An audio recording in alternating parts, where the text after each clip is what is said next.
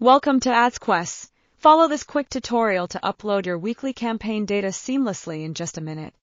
Step 1. Click on Import under your data.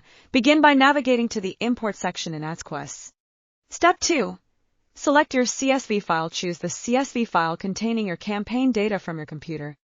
Step 3. Verify field mapping before clicking Continue. Always verify that all your fields are correctly mapped.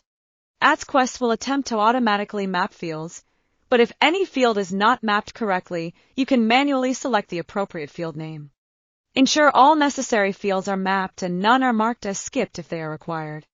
AdsQuests will notify you if an account needs to be created. Step 4. Create missing accounts or categories if needed.